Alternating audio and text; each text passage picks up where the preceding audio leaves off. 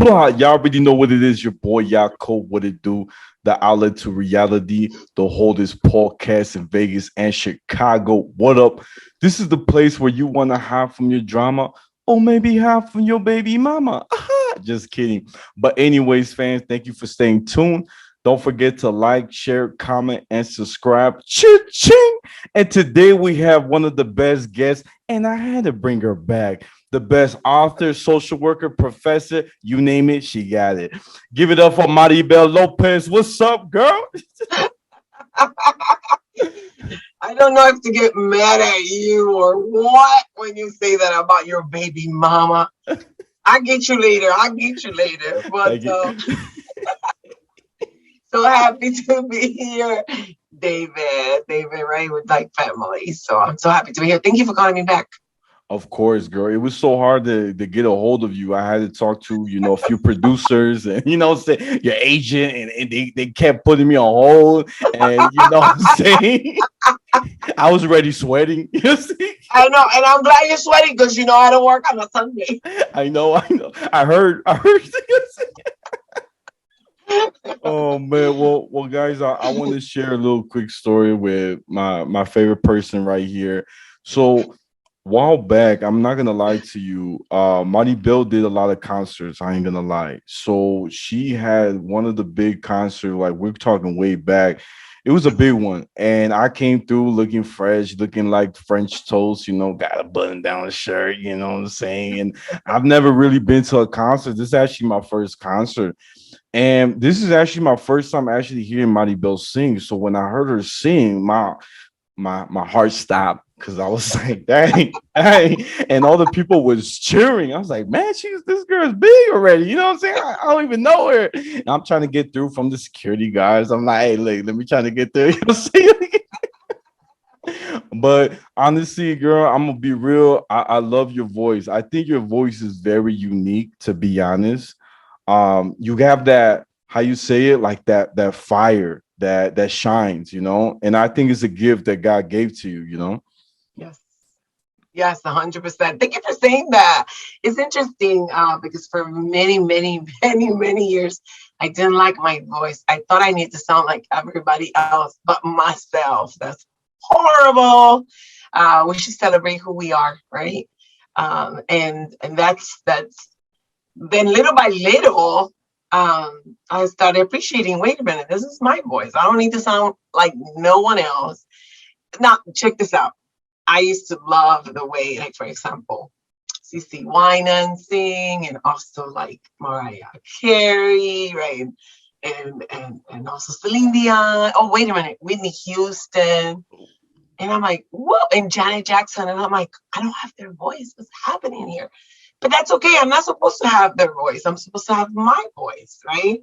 And I didn't have their voice, but I had their passion. I had a passion for singing. I still do. Actually, I should do it more often because I'm not doing it as often anymore. But yeah, for everybody that watches your podcast and is listening, you're unique. When God made you, He threw that mold away, and you know what?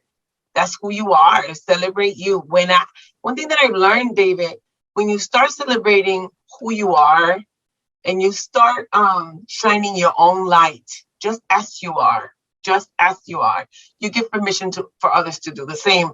I read this in a poem that I believe I'm going to quote Miriam Williamson. That's why I read it in one of her writings, and it stood with me and actually really liberated me to be myself. Like, well, that's true. Why am I? It's actually called Our Deepest Fear. David, I'm going to encourage you to read it. Our deepest fear is that we are more powerful than we think we are. And also, and it ends with, don't ever dim your light so others don't feel insecure around you. Meaning always shine your light, shine who you are, because this way you give permission for others to do the same. And so when I read this poem, coupled with God made me wonderfully, beautifully, just as I am, God needed me together in my mother's womb. So it took time to make this beautiful thing you see right here. Side note, I didn't always think I was beautiful, okay? Now I know I am, but not for the reasons that probably you think or other individuals think, but for the reasons that this is me. There's no other me. There's no other you, David. That's you right there. There's no one, there's not a duplicate of you. And even if you had a twin, even if I had a twin, we're still two different, separate individuals. And so I think that we need to start celebrating that, right? When we talk about celebrating uniqueness and diversity and differences, do we really mean it? We should. We should be celebrating differences, and we should celebrate individualism, not that everybody has to look the same. Everybody has to do the same thing. And, no. So I started appreciating my voice and who I am, who God made me, just as I am. And I'm telling you something, that's when I really began to live my life, and I really began to have all the happiness and joy that I can have. I love it, girl. It's true. I think a lot of us, we doubt who we are. We feel like there's something wrong because we get rejected sometimes with our family, from our friends. So we feel like maybe there's something I have to change to please them. But at the end of the day, it's you have to make sure you're happy inside, right? Yeah. When you live, I don't know if you ever heard this quote. The day that you stop pleasing people is the day that you really are going to be happy, free to be yourself, be happy. And there is some truth to that. I mean, because, think about it. If you live every day trying to please somebody, you're not always going to please everybody. And let me ask you something. Aren't you somebody? Aren't you somebody important? Shouldn't you pleasing yourself as well? Are you following my thread? Like, you're important too. And so if I live every day to please you only, where am I left? Where am I? Where's my desires, my wants? Where's my purpose? Where's what I'm supposed to be doing on earth? You imagine if you and I both did the same thing? Outlet to Reality podcast. Me too. I mean, what's the point? I wouldn't be Dr. Lopez. I wouldn't be the author. I wouldn't be the minister professor. See what I'm saying? We need to, if everybody did their own thing, then that's what makes this world a better place. Is like different individuals doing different things, and that goes back coupled with knowing who you are. What are your strengths and weaknesses? Funny thing, David, we do promotions for my books, and we do, promotions for if I'm going to go and speak somewhere, right? For my conferences and speaking engagements. And I can't do that. I don't do the promotions, like the cover of my book. There's a graphic designer that does that, right? I can't do that. And it's not that I can't. That's not my strength. I don't have that vision. For starters, I would never pick my picture. Nothing wrong with that, but I would have picked my picture when others saw, no, your picture, yes, brings me joy, brings me laughter, it's bright, it's cheery, right? It's nice, for starters. And two, I would not think of that font and do it in that format. And so cute. There's a line down here that's got the red line on the bottom. And obviously it speaks of my, my red, that I like red too, and black and white. It so happens I'm wearing the same colors of the book today. So I don't do that. That's not my strength. I cannot do those Canva graphic design, promotional things. I can't do that. I don't know who came up with Outlet to Reality for you, right? If it was you that did.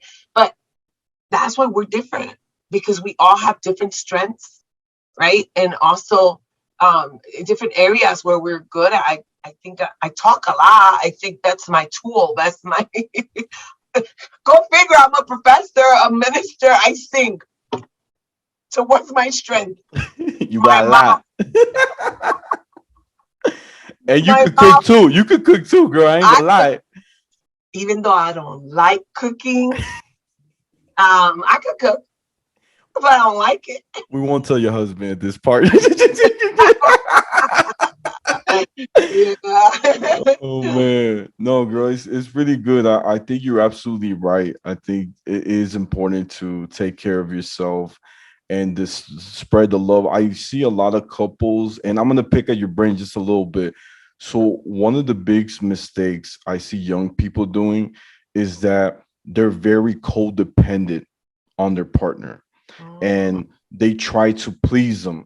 And if there's, and they may be, and in some cases they may be abusive, but they're like, oh, but he's gonna pay the bill for me, so it's okay. I gotta love him, I gotta make him happy, get him a nice plate, or she, vice versa. And I feel like that's something that's not really taught. I feel like I wish, this is my theory, I think that in high school, if we focus on what is toxic, right? And how to not, because first thing first, you have to love yourself in order to love someone. You have to remember that that other partner of yours is part of your happiness. That's one thing you have to remember. I think people get the misconception of, oh, they're the only ones that can make me happy, no one else can. So what do you think on that? Like, when people are codependent. wow, that's a big statement, right? They're the only ones that can make me happy. That gets me nervous if someone says that. That gets me really nervous because you need to learn to make yourself happy. Make yourself happy because no one's promised. Right? I have my husband and I love him and I love to do everything with him. My husband and I do a lot. We do everything together, right? We go out. I mean, we do everything together. That doesn't mean I can't go out with my girlfriends, right, for dinner or coffee, brunch, whatever. That doesn't mean that we don't separate. He goes to his work, I go to my work, right? Um, but I shouldn't say I can't live without him, or I shouldn't say, I mean, I don't want to live without him. I always want him by my side, but no one's promised. What if tomorrow he's gone, right? God forbid that happens. Then I'm gonna have to learn to live without my husband, right? Uh, so to say that I can't do something if this person's not with me, it's a serious statement. It's a very nervous, makes me nervous kind of statement because I would worry about you emotionally, mentally, right? Um, so codependency is a real issue. Uh, where does it leave you? Who's going to take care of you? Um, if you cannot make yourself happy, guess what? You're not going to be able to make no one happy. You're pleasing people, but can you really make somebody happy? That's a huge responsibility. I don't even want that responsibility. Oh, for real. If I bring joy into your life, amen, hallelujah, I'm happy. You know what I mean? But that your soul happiness it's dependent on me. That's a lot on my shoulder. That's a lot on anybody else's shoulder. But the reality is, David, that codependency is a real issue. It's an emotional issue, I believe, also mental issues. And so we have to be very aware of that in our lives and work towards taking care of ourselves. The fine lining under codependency is controlling, trying to control, because at some point you lost some power, usually stemming from maybe childhood abuse. At some point you felt your power was stripped from you. And right now you feel like, you gain power. You have this power right now. I'm with this person. I'm happy with this person. I'm da da da. And then what happens is that's distorted because you feel that in reality you don't have a control over anything. And I think, I hate to mention this. Please forgive me, everyone, if you're done listening about the pandemic. But the truth of the matter is that we're still in the middle of a pandemic, and I think the start and the hit of that pandemic show us all that we're not in control of no one or anything. I lost a lot of loved ones. I lost a lot of people to the pandemic. I had an agenda, right? For my whole year. Oh, I was good because I do speaking engagements locally and internationally. I have four already established. I had for the year, mission trips. I couldn't go. I couldn't go to any of those places. Quarantine hit. No, I couldn't travel. I couldn't, to some extent, right? You have control of your agenda. You can plan, right? But at the end of the day, we all learned that we were not in control of that, right?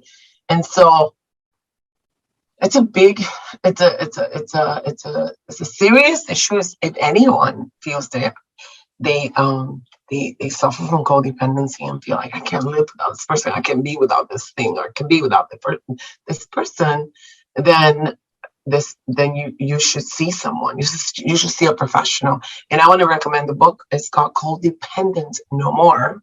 And I thought I had it around here. We weren't talking about the subject. Now I would have had it. It wasn't planned per se, but it's by Melody. I can find you the information and send it to you so you can put it together with this interview if you like.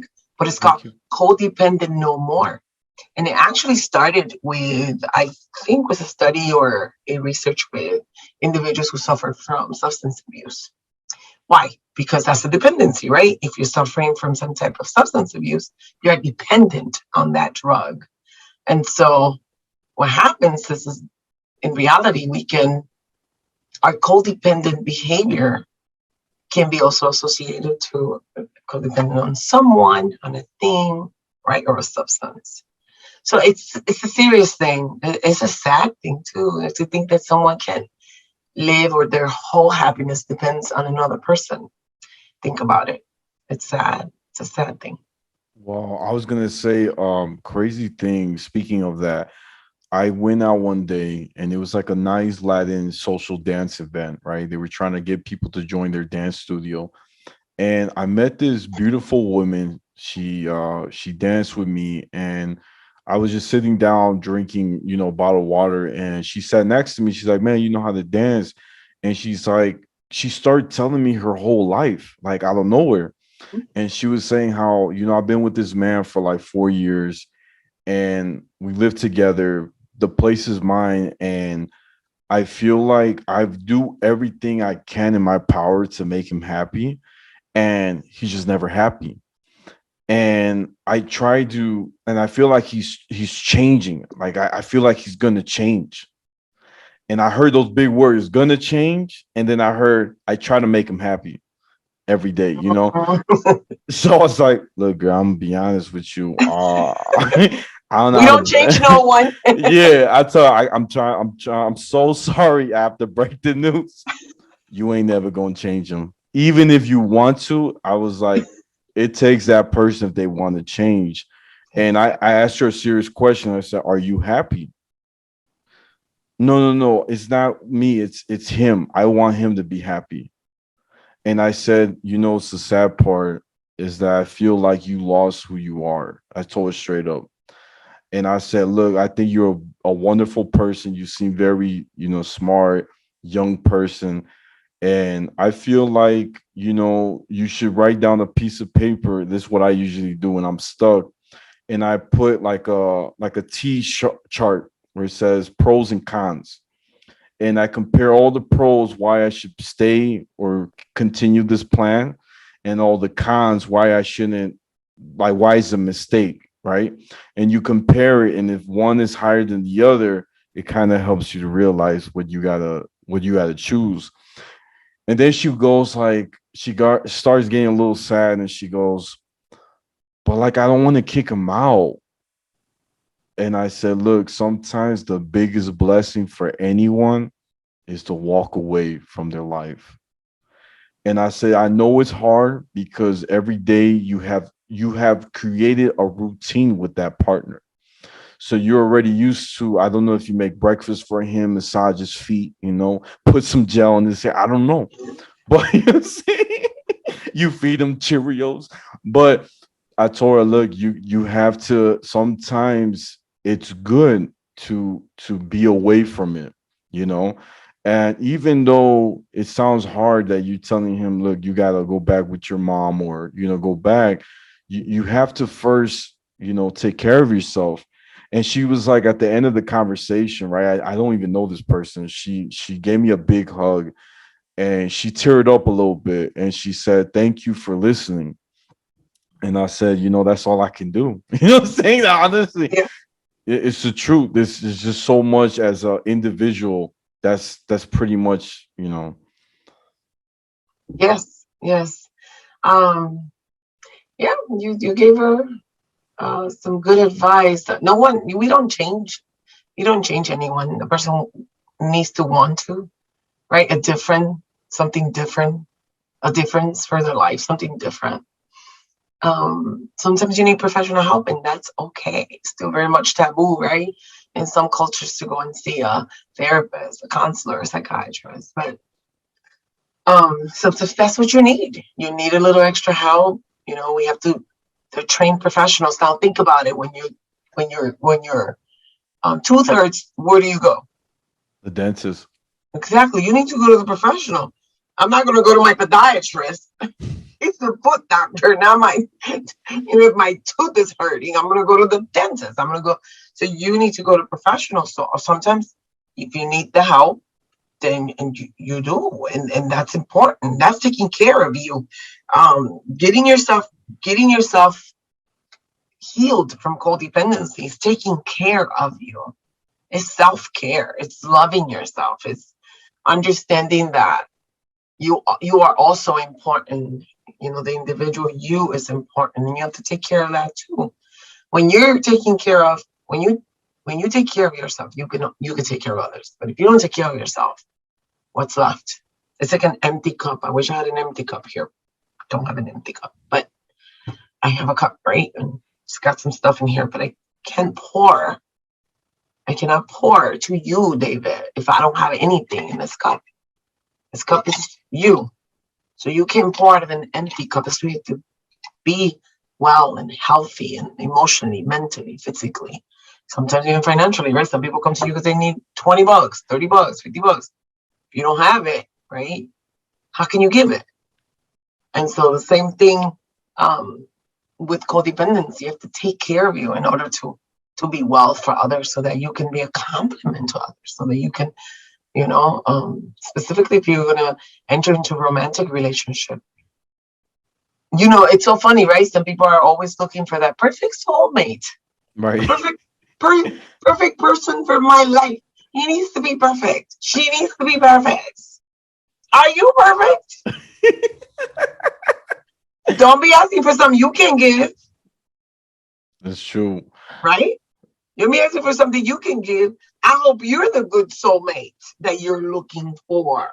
Mm. See that? Because, think about it. So you need to be well too, because just as you need somebody well for your life, you need to be well for somebody else's life. And then we'll complement each other. Hello, that was God's perfect divine plan for men and women to be a complement to each other, not we're going to partner up together. It's because we're going to be together. We're going to fight together. We're going to do things together. We're going to move forward together. It's not your whole life or happiness depends on me. Not cool. Yeah. No, I love that. I think that's deep. I think like for me, one of the biggest things that I do in the morning is I say what I'm grateful for around me. And so I wake up and said, "Man, I look good. Man, you look good." I look in the mirror, right? I said, "Hey, you look good." I don't know if I told you that, but you look good today, bro. I'm glad you do that, because you're not sitting all right waiting for nobody to tell you that. No, it's true. It's true. But sometimes you gotta have fun. In that little moment you just saw, I smiled. You saw that? I had a little smile, and that makes my day. They say smiling is a good, healthy exercise. Yes. And I love that. I like feeling that. And I say to myself, I like that. I feel like I'm brown, I'm brown, but it's okay. You know why? Because I'm That's who you are. protected, right? Yeah. I'm protected from the sun. You know what I'm saying? So I always got to change and appreciate every little thing of me. And like I did gain a little weight. I gotta blame the pandemic, but I gained a little bit. My No, no, tummy. no, no, no, no, no. You're not blaming the pandemic. You Okay, in your mouth. she The got me pandemic right did, there. the pandemic didn't say, David, eat. Es que yo tenía hambre. Es que oh man, but it's funny because my tummy, like, I grew a little bit, but just a little bit. But it's funny because when I read a book, it doesn't fall like when I'm in the bed.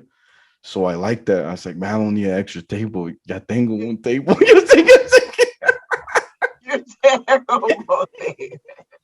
You're terrible. and I said, I But it's am. funny because some individuals who did, caught COVID, they say they didn't even have a taste in their mouth. So don't come and blame the pandemic. If you would have had COVID, you probably couldn't able to eat. Okay. I probably would have lost weight. That's because I don't Oh, want to eat. You know what I'm saying? yeah. Oh man, that's too funny, girl. Well, let's dive into your famous book that just came out. A lot of people been talking about it. I've seen on social media. Even our dear friend Dre Morrow, the rapper, he mentioned about you on our last podcast. He's like, man, Maribel's making moves. Look at her. You know what I'm saying? And I said, I know, man. You see, I didn't get on autograph yet. You see? You guys are terrible.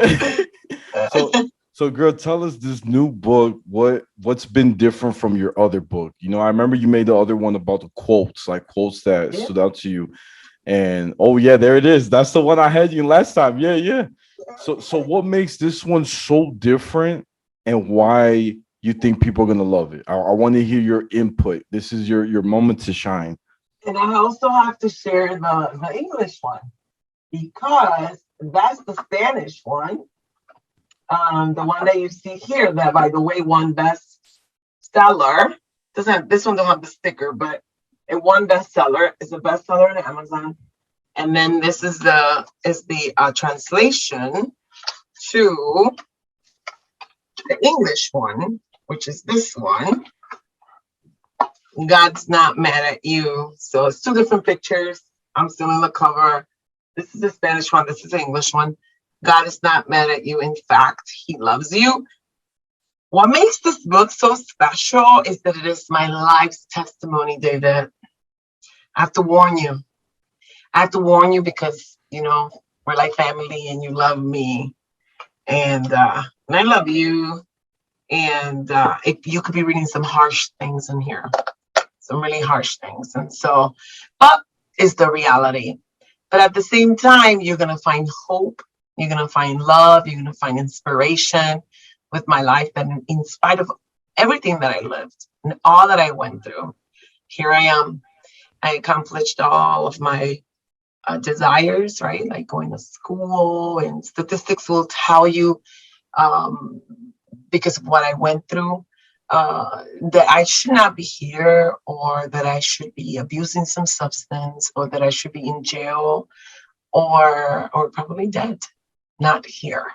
And in my book, I do share a few times that I did not want to be here, not want to go on with the pain. The pain was so great that I didn't know what to do with it. But in all, triumphant, give all the honor and glory to God. You will see what helped me, what saved me, what guided me, what provided me with comfort and love and protection. And I also talk a little bit about what to do if you are in that situation, if you go through the things that I went through. I talk about what I did, how I survived, and so yeah, it's one bestseller. People are still contacting me, and I'm grateful. I'm grateful that individuals want to read my story. I'm grateful for the testimony. Today, I just received a few testimonies about what the book has meant to someone who's read it. And to me, that makes me feel I have a sense of accomplishment in this. I'm doing something good here on earth. I was my life and what I went through has a purpose, has a reason.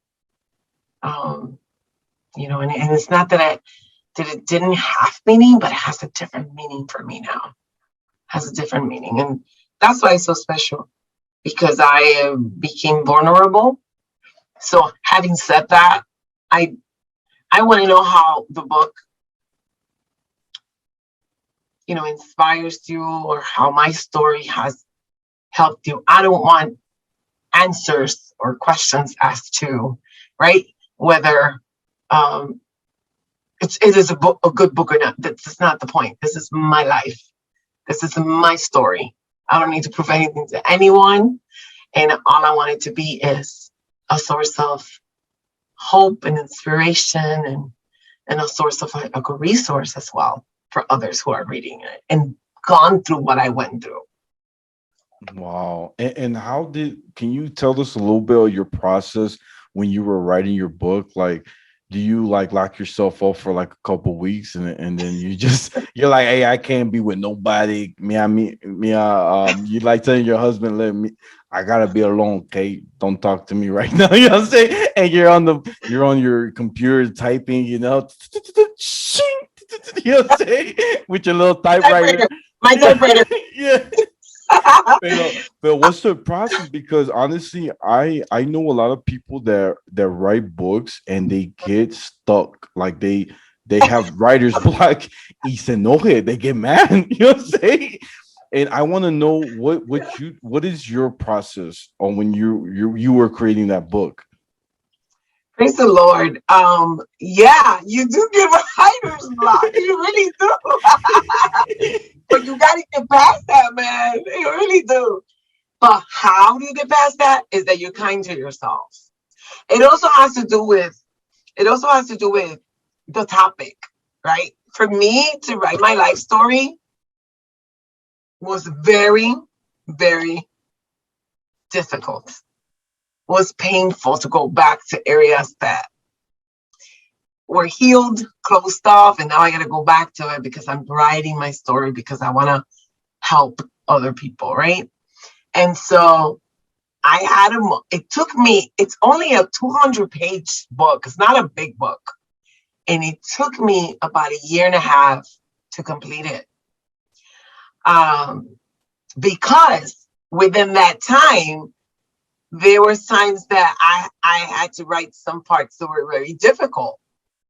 And so, it's not like you tell yourself, stop writing. No, it's just you stop, you need to process. For me, I had to pray. I cried a lot. I had to pray. I had to journal. I had to get away from it, not look at it, not see it, and then come back to it. The biggest writer's block that I had was 4 months. Oh, that's a long time. I dropped the book, and it was close to 4 months that I did not go back to read it, go back to writing. And I told myself, at one point, I said, I'm done. I'm not going to finish it. I'm done. And then I got myself praying. I got myself, yeah, you're moving forward. And I give thanks to God that, by the way, I want to encourage you, if you can do this, sometimes it's possible, sometimes not possible, that you hire a writing coach, or you hire someone that can help you through the process. And for my English book, I had a writing coach that helped me. Her niche, and where I feel she's anointed, is in helping people write as a way of healing. She's really good at it. So if anybody's interested, I'll send you the information. And she has her own publishing company, so she helps people also publish. So my English book was published with Rose Gold Publishing, and my Spanish book was edited and published with oh my gosh, he's gonna kill me. I want to say it right. It's amazing. She works for Whitaker Publishing Company, which is a reputable and a very known publishing company. But she decided to launch on an independent um, production, like independent, and she's under Power Lion Books. Her name is Ofelia Perez, and amazing Spanish editor. And she has an amazing team, and they helped me with the Spanish book. So yeah, Dali Cortez with Rose Gold Publishing for the English, and for the Spanish, I went with Ofelia Perez. And you need the help, David. I mean, if somebody is going to go out there on their own and do it on their own, more power to you. And you could do this on your own. And I guess once I'm on my, I think, fourth book. But this one was specifically hard because it was my life story. It's my life's testimony. So I had to go into places where it was difficult to do. So having that writing coach helped. Wow.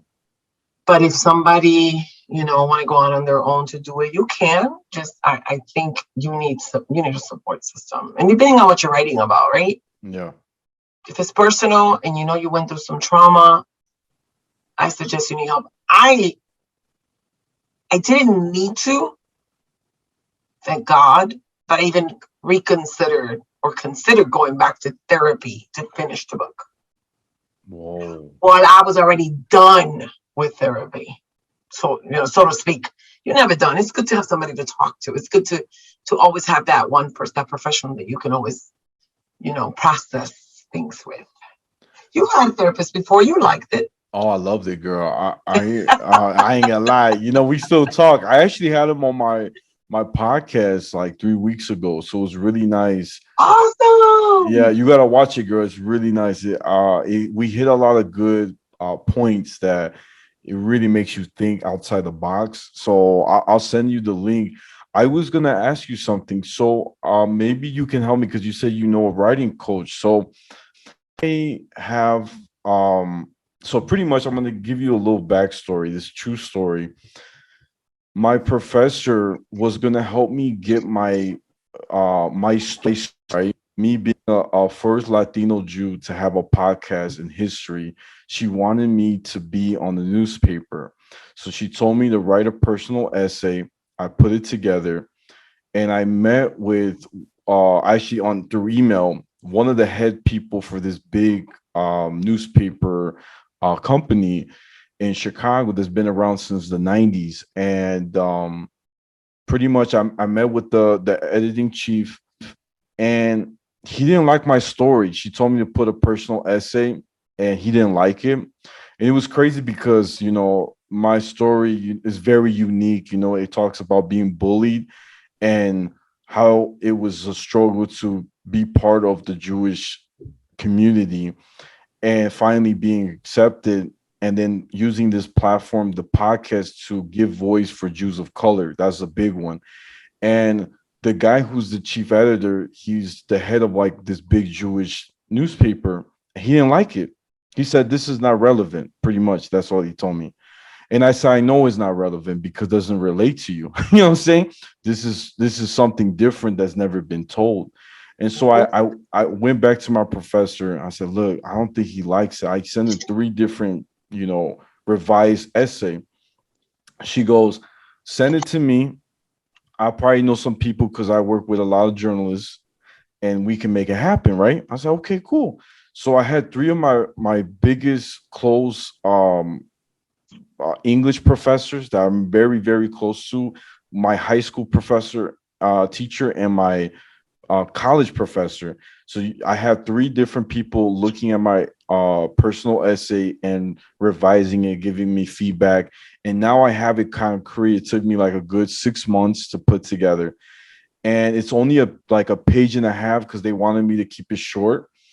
And I sent it to my professor, and you're not gonna believe it. She didn't like it. She didn't like it. And I got sad because I said, look, you told me to ask my 3 people that I feel I can trust. and they actually loved it. They actually can't wait for it to be out, and they published things before too. And to hear that my professor lost hope, she kind of like gave me just, you could try next time. And I was kind of butthurt because I tell a lot of people about my story and they love it. They want to hear it. And I feel like my story could really reach a lot of young people. Um, especially, like I was saying, like my background is very different. It's interesting, right? And I just like, man, I don't know what's going on. So I was gonna ask you if your writing coach knows somebody, or maybe she knows where she can help me get my personal essay either published by, even if it's a small independent newspaper, at least we got it out there, just some media form. Because the media, like here in the podcast, is audio, right, and visual. But if I can have it in writing and people can hear my side of the story on how I became very close to the Jewish faith. And interesting too, I'm going to share a little beginning part of my essay. I share how my parents, they try to have kids for 15 years. They couldn't have kids, and they already picked out my name before I was born. So it's very, it kind of is like biblical, because there's stories of Sarah in the Bible where she couldn't have kids, and it took her a while, and eventually she had a kid, right? So I look at that story kind of similar to my mom, and it just, it's things to think about. But I feel like that's something I'm stuck at. But yeah, Maribel, if you know anybody, I am more than happy to send it over, please. You know what I'm saying? I will connect you with her. I'll connect you with her, and then I'll let you both decide what to do. She has an online virtual magazine. Maybe she can publish your article in her magazine, and then go from there. But I'll let you both decide. Thank you, girl. For me, even if it's a for magazine, it don't matter. I just needed to get out, girl, and I feel like you know me very long time, and this means a lot. Like honestly, and once it's out there, girl, we gonna have a little drink, maybe a champagne. Tell your husband come over. That what I'm saying. Like this is gonna be a big deal, because my professor, before she lost hope in me, she said, David, this is your moment to shine. That's what she told, because she's Jewish, by the way. My professor's Jewish. She said, David, I feel like your story is gonna reach people. I just know it. I don't know how she lost faith after saying that, but she lost faith. Tip, you got something special. Because here's the thing, I'm gonna tell you, Maribel, this is shocking. So for people don't know, the in many movies, many media, they don't really mention any Jews of color. You only hear a white Jew. Oh, this happened to a white store, but never what happened to the Hispanic Jew. Like a lot of people I've had on the podcast, this is I've been doing it now almost 2 years. Like this is my 86th episode with you. You're number 86. And I had you three times, but every guest I've had, they always told me at the end, you're the first Latino Jew I ever met in my life. First thing they say. And I know that this is gonna shock them. Check this out. There was a story I saw. Well, actually, Alejandro's rabbi, Rabbi Fournier, remember that synagogue, the big one, Southside Chicago. He hit me up and I had him on my podcast and we talked about him. The crazy thing, I posted it on TikTok, and on 2 days, it reached 91,000 views. Wow. And people messaging me like crazy, like, wow, thank you for doing different people, that like people like us that are Jewish, that don't have a voice. They send me like, keep it up, I appreciate it. And then check this out. There was another story a couple months later I saw that there was two TikTokers. They were Orthodox Jew. They got banned on TikTok 9 times for just being Jewish. And Mm. I caught them. I messaged them. I know they have millions of followers, but I said I know I'm going to get to them. I messaged them. I recorded their story. I was the first one to ever record their story on podcast. Well, You're not going to believe this. The week later, Fox News had them on air, and good. everybody started recording them. But you see, I feel like I caught the story before it got big. Yeah. Good. Good. You helped in that process. Yeah, You helped. And why? Because yeah, if there's not a platform for Jews of color, then you're providing that. You're doing your part, right? You're doing your mission. You're right. doing what you're supposed to be doing, and that makes you happy in that sense. That because you're contributing to an area where there's a need, right? There's a gap. Keep going. Don't give up. Thank you, girl. I appreciate it. I'm not losing hope on you.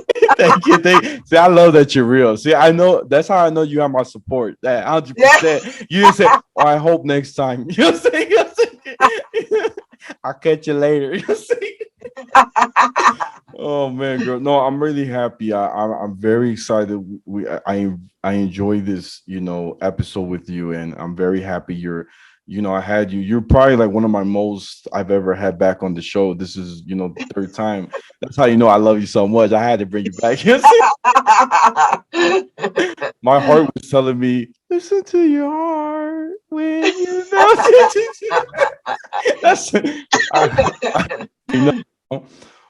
But yeah, girl. Any real quick to wrap it up? What last advice would you give somebody who wants to pursue in writing and maybe even creating a book? What would be your advice? Do it. See, Nike took that from me. That's how I live my life. Just do it. Um,